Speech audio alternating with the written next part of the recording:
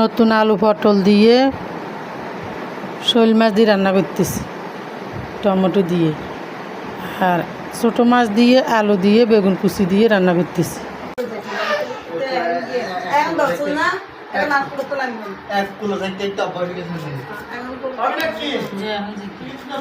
আজকে কাঁকরোল আলু পটল দিয়ে কি রান্না করবা নানি?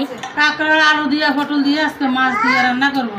অনেকদিন পরে কাঁকরোল পটল নিয়ে আসছে।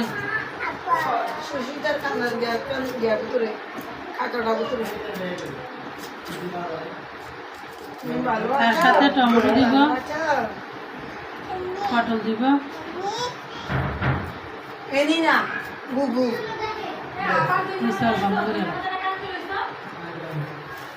তোমার ফেস তুল না, তোমার ফেস তুল না।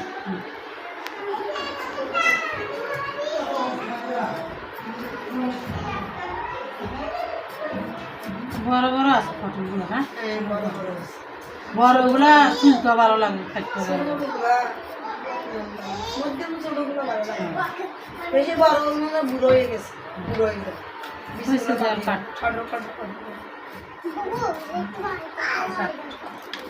মশলা কষানি হইতেছে, হলুদের গুঁড়ো, মরিচের গুঁড়ো, লবণ সব কিছু দিয়ে এখন কষাবো।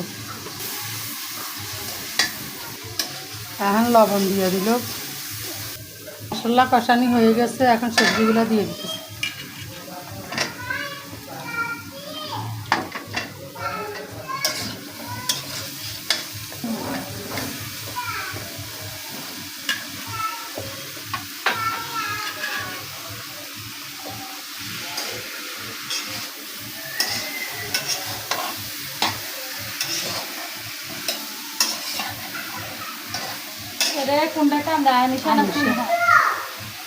আনিসার কারে খিদে লাগছে, ভাত লইছি সকালে, খান ওই কটা এবার তাই খেয়ে দিছি।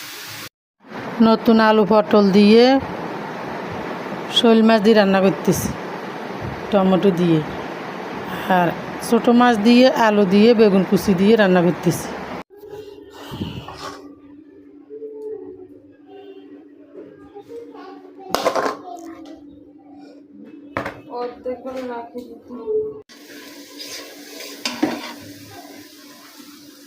টমেটো দিয়ে লইট্টা মাছ রান্না হবে আজকে।